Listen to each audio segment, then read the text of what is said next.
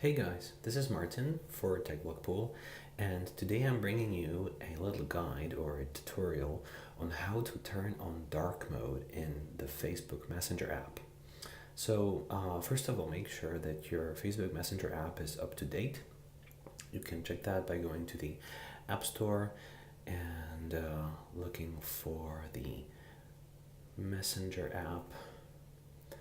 And if it just says open, then it means it's up to date. So first of all, you go into the app and you start by writing a message to someone. The easiest way, how I found this to be, is you just write the word moon while you have the predictive text enabled. And the first icon is this crescent moon.